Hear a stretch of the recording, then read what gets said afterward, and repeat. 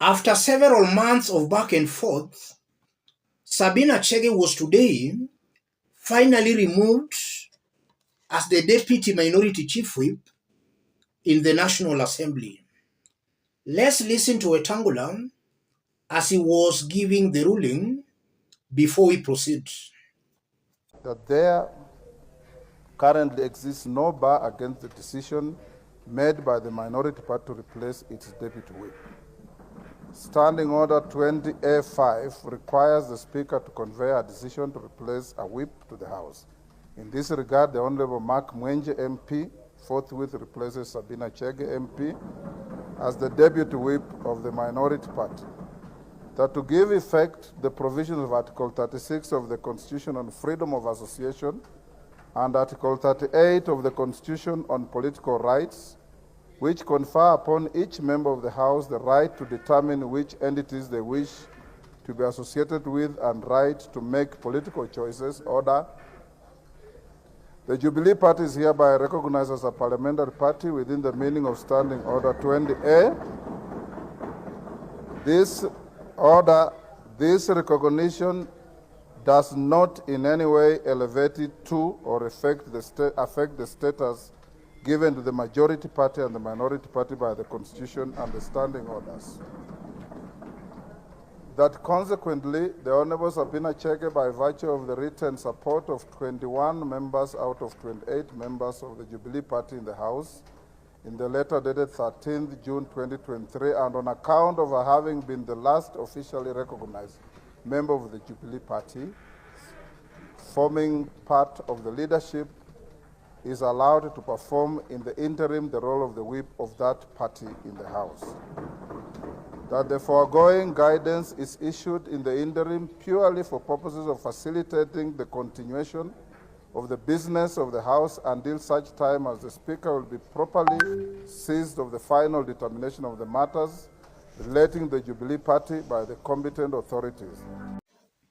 Yes, that was the end of Sabina Chege as the Deputy Minority Chief Whip in the National Assembly. In this video, I want us to understand what that new development actually means and the politics being played behind the scenes.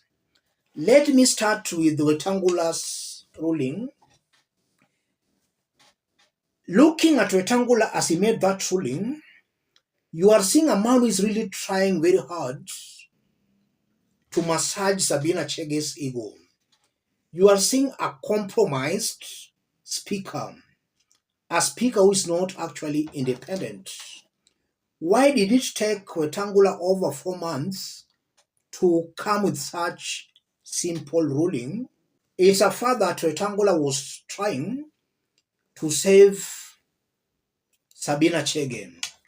Only that mbio za sakafuni huishia ukingoni. The end had to come, and it came today.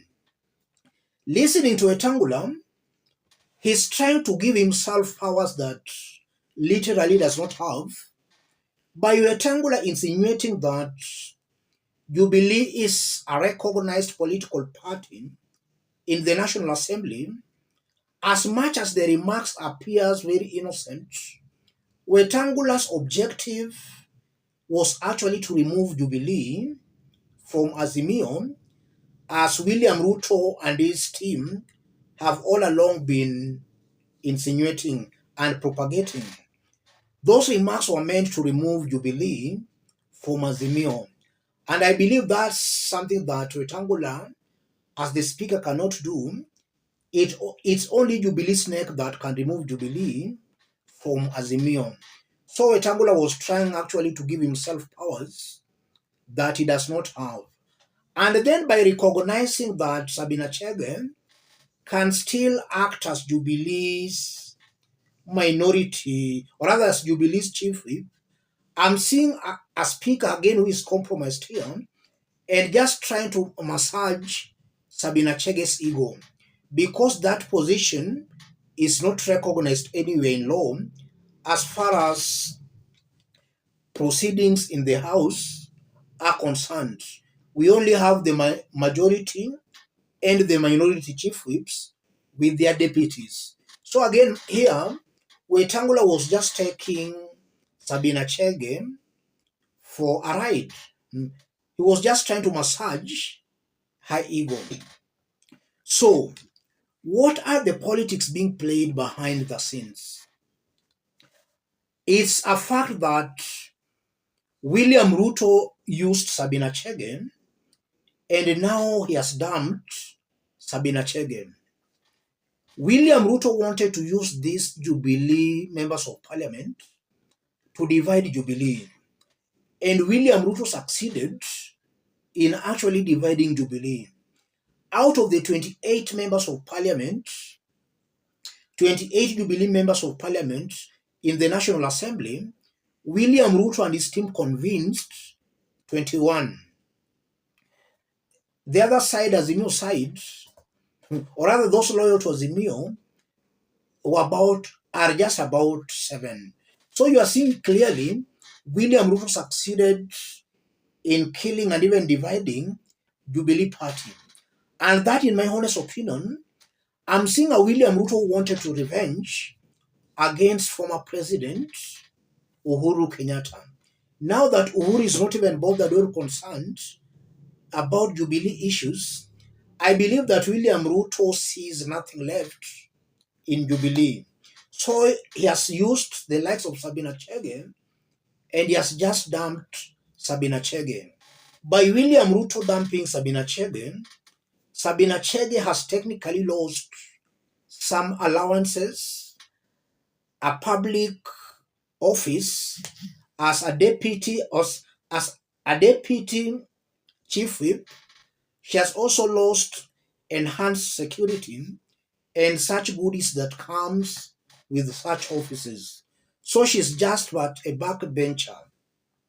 And that should be a lesson to all these other opposition leaders who are being lured to dump their coalitions, that some of these national politicians or national leaders will actually use them and then dump them. And Sabina Chege here has clearly been dumped. On the ground, the people have seen that she's somebody without a stand at all. She's somebody who cannot be relied upon. She cannot stick and defend what she believes in. She's in politics for her own political and personal gains. So on the ground, Sen Kenyans see her as somebody without any stand on any issue.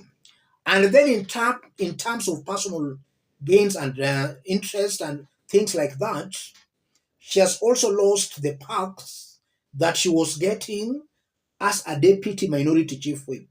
On the other side, she will now only rely on maybe handouts or some token from the government, which again I'm not seeing forthcoming now that the mission has already been accomplished. William Ruto, in my honest opinion, would be more interested in the new Jubilee's deputy chief whip than actually Sabina Chege. So technically, Sabina Chege has been used and has been dumped. And that should be a lesson to other opposition leaders joining the government. Let me stop it there, ladies and gentlemen. If you are watching us but you have not yet subscribed, subscribe, give this video a like. And to any other person who may want to support our forum, I've pinned my number on the comment section, the first comment. Contact me through that number, or feel free to channel any kind of a support to that number. Sabina Chege, even though she's putting on a brave face, she's a very sad woman this evening. Let's meet in our next analysis. Thank you. God bless you. God bless Kenya. Hatutakuwa tunatafuta madeni kutoka China na mahali ingine ambayo sasa inatuletea kisirani.